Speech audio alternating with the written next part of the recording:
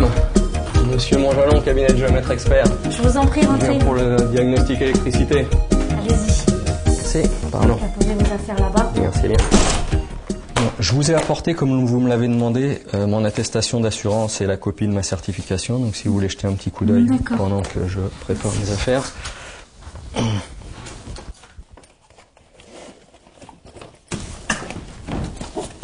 Ça consiste en quoi exactement, le diagnostic électricité?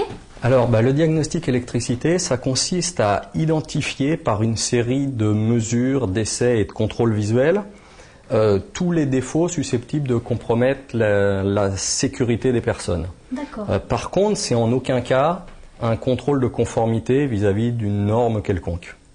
Voilà, c'est vraiment un contrôle sécuritaire. D'accord, merci.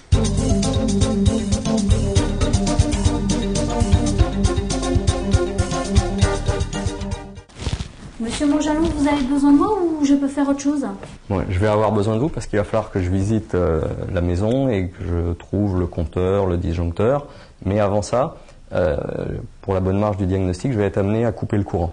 Donc pour ça, il faut s'assurer que vous n'ayez pas des matériels branchés comme la télé, magnétoscope, matériels médicaux ou quoi que ce soit. Donc justement, j'allais mettre une machine en route et je ferai ça cet après-midi. Oui, bon, d'accord. Et j'ai oublié de vous demander, est-ce qu'il y a des enfants dans la maison? Écoutez, momentanément non, ils sont tous à l'école. Par contre, il faudra que j'aille les chercher donc tout à l'heure. Vous en avez pour combien de temps environ? A priori, vu la taille de la maison, je pense qu'il y en a à peu près pour 2 heures, si tout se passe bien. D'accord, écoutez, je pense que ça ira. Bon, on va démarrer. Est-ce que vous pouvez m'emmener au compteur et au disjoncteur, si vous savez où il est? Oui, suivez-moi, dans la cage d'escalier. Voilà, il est juste en bas, là, juste là. D'accord. Près, là. Ah, d'accord. Donc le disjoncteur est là, avec le compteur, et le tableau électrique. Ah il est là. D'accord. Bon, visiblement, vu la taille du tableau électrique, il doit y en avoir un autre, parce qu'il me semble un petit peu petit pour la taille de la maison. Vous savez s'il en existe un autre? Écoutez, il me semble qu'il y en a un dans le sous-sol. Oui, je crois bien qu'il y en a un dans le sous-sol, on va aller voir. Bon, on va descendre voir. Oui. Voilà, alors écoutez, voilà, c'est ici. Ah, d'accord. Voilà. Ouais, donc a priori, il y a bien ici un deuxième tableau électrique.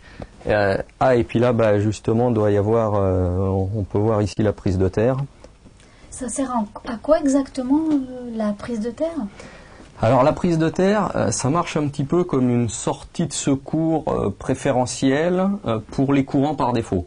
C'est-à-dire que si par exemple vous avez un courant sur votre machine à laver suite à un défaut de fonctionnement, si vous la touchez, s'il y a une prise de terre, le courant, au lieu de passer par vous, il va s'en aller par la terre. Ah, d'accord. Bon, alors je vais profiter qu'on est au sous-sol pour commencer mes investigations. Je vais allumer les lumières un petit peu partout parce que je vais être amené à contrôler le disjoncteur de branchement, savoir s'il coupe bien l'intégralité de l'installation. Donc pour ça, je vais allumer un petit peu partout ici et dans les étages et après je l'éteindrai pour voir si effectivement ça coupe bien partout. D'accord.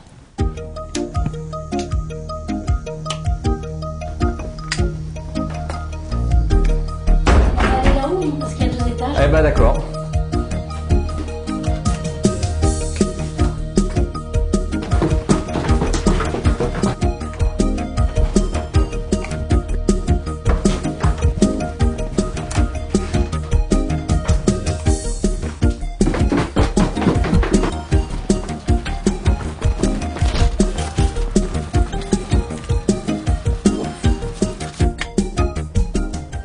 Bon, donc la visite est terminée. Donc maintenant, moi, je vais retourner continuer mes investigations tout seul. Par contre, là, je vais être amené à couper le courant. Donc, est-ce que vous êtes bien sûr que tout a bien été coupé, que je peux couper sans problème? Oui, c'est bon, j'ai éteint mon ordinateur, c'était la seule chose. C'est bon. D'accord.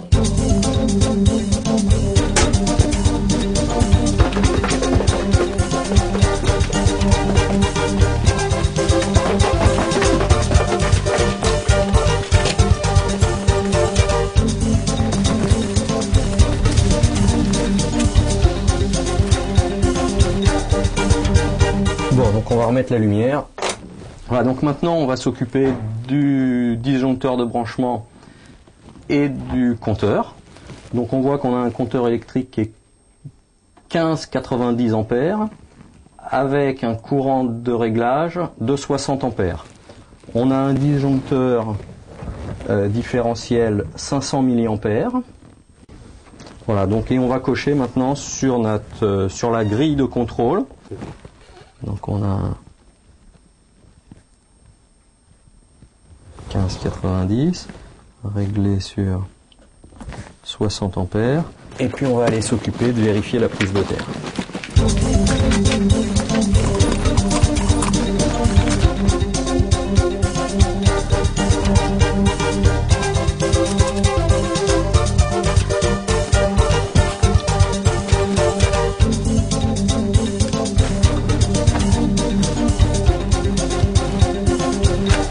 Bon, donc là je suis en train de calculer la résistance, la valeur de la prise de terre. Et donc la prise de terre, elle est de 66,9. Donc il faut qu'elle soit inférieure à 100 ohms, donc c'est bon. Donc je profite que je suis à côté de la prise de terre pour vérifier la section du conducteur de terre, qui est là un 25 carré, qui correspond à ce qu'il doit y avoir.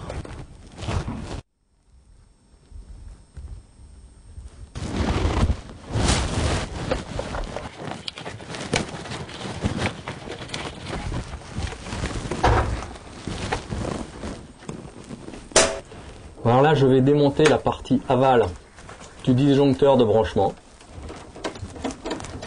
Ça fait partie des deux seules choses qu'on a le droit et le devoir de démonter. C'est la partie aval du disjoncteur de branchement et les tableaux électriques. Donc là, je vais vérifier que le disjoncteur de branchement a bien coupé l'installation et qu'il n'y a plus de courant en aval du disjoncteur de branchement. Donc pour ça, j'utilise un vérificateur d'absence de tension, plus communément appelé VAT. Cet appareil il doit se tester avant emploi et après emploi pour vérifier qu'il n'est pas tombé en panne pendant son emploi. Voilà, donc là on voit qu'on n'a pas de courant et on le reteste après et on voit qu'il y a du courant. Voilà, donc là on peut observer qu'en partie aval du disjoncteur de branchement, comme on est réglé sur du 60 ampères, on devrait avoir des fils de diamètre 10 carrés. Et là on voit qu'on a des fils de 6 carrés, donc c'est des diamètres insuffisants. Donc la section du fil du disjoncteur de branchement, c'est du 6 carré, alors qu'on devrait avoir du 10 carré. C'est donc une anomalie. Voilà, donc là je vais remettre le courant pour tester la valeur de déclenchement du dispositif différentiel.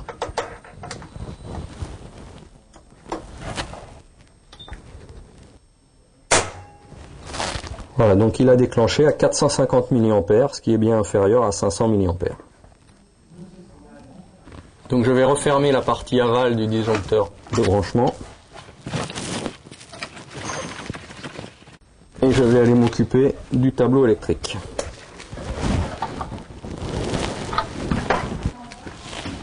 Alors, en ayant ouvert le tableau, on constate qu'il y a la présence de 8 cartouches fusibles calibré à 20 ampères et un cartouche fusible calibré à 16 ampères.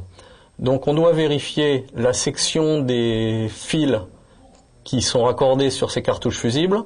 On voit que tous les cartouches fusibles sont raccordés avec des fils de 2,5 carrés, alors que les cartouches fusibles de 20 ampères devraient être raccordés avec des fils de section de 4 carrés. On peut voir un petit peu en dessous donc la barrette de répartition de terre. Et on constate qu'il y a moins de fils de terre que de cartouches fusibles, donc on peut penser que tous les circuits ne sont pas raccordés à la terre. Donc maintenant on va vérifier les cartouches fusibles à proprement parler. Donc vérifier que le fusible a bien le même calibre que ce qui est marqué sur le truc. Donc là on avait bien un 20 ampères. Et on va vérifier aussi qu'il n'y a pas de corps intrus à l'intérieur, comme des trombones ou des feuilles de papier d'aluminium. Voilà, donc on constate en même temps qu'il n'y a pas de risque d'échauffement, qu'il n'y a pas de trace d'échauffement sur les cartouches fusibles. On constate sur ce tableau l'absence de dispositif différentiel haute sensibilité 30 mA, qui est la protection maximale pour les personnes. Donc là, je vais vérifier la continuité entre la prise de terre située au sous-sol et la barrette de répartition située ici. On doit donc avoir une valeur inférieure à 2 ohms. Et là, on a 0, donc c'est parfait. Bon, et bien maintenant, on va aller faire la même chose sur le tableau électrique qui est situé au sous-sol.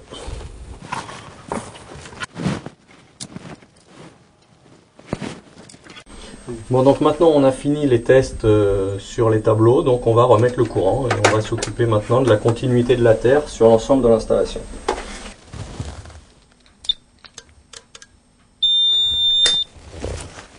Voilà, donc on profite qu'on est au sous-sol pour rechercher aussi la liaison équipotentielle principale. C'est une liaison qui doit relier l'intégralité de la tuyauterie métallique et qui doit être visible. Donc pour l'instant, je ne l'ai pas repéré. Mais on va tester quand même les tuyauteries.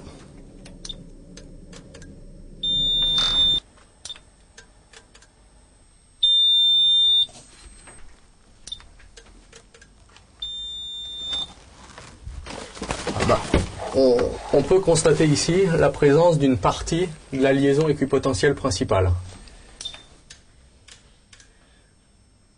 Et bien là, on constate qu'une prise disposant d'une broche n'est pas reliée à la terre, donc c'est une anomalie.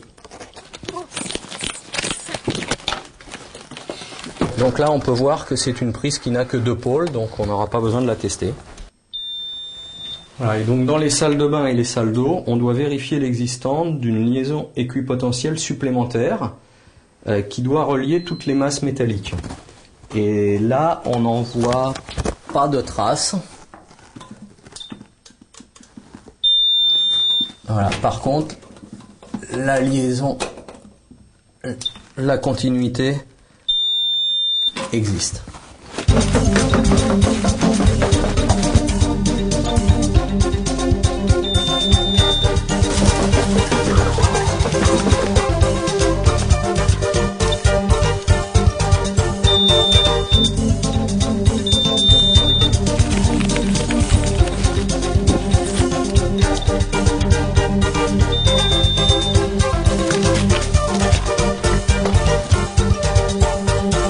Donc maintenant, on va faire une dernière petite visite où on va s'occuper de rechercher les contacts directs et les matériels vétustes. Voilà, donc ici on peut constater la présence de fils dans une boîte où il n'y a pas de capot sur la boîte. Donc ça, c'est un risque de contact direct. On remarque ici dans la chaufferie du matériel vétuste et des risques de contact direct pour le branchement de la chaudière. Voilà, donc ici on constate la présence d'un risque de contact direct parce qu'on a un luminaire sans globe.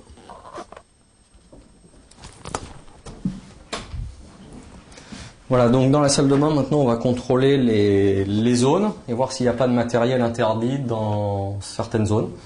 Donc là par exemple on constate qu'il y a une prise de courant 2 pôles qui est strictement interdite à l'intérieur d'une salle de bain. Et ici, on constate la présence d'un radiateur électrique. Et on peut voir que c'est un appareil de classe 2, donc il a tout à fait le droit d'être dans cette zone-là. Ah, voilà. Bon, bah, moi j'ai terminé, donc si vous voulez, je vais vous faire un petit compte-rendu de ce que j'ai trouvé. Donc on a trouvé quelques anomalies.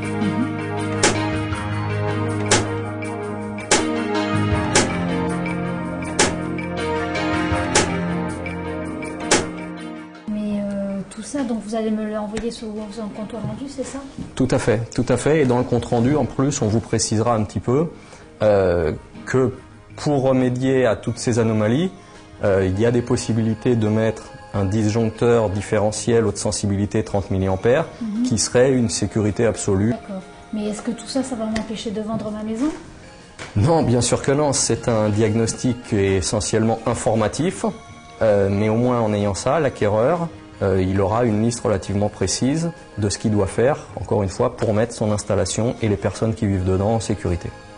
Donc vous recevrez, on va vous envoyer notre rapport d'ici 2-3 jours, donc vous recevrez ça d'ici 3-4 jours. D'accord, mais je vous remercie. Voilà.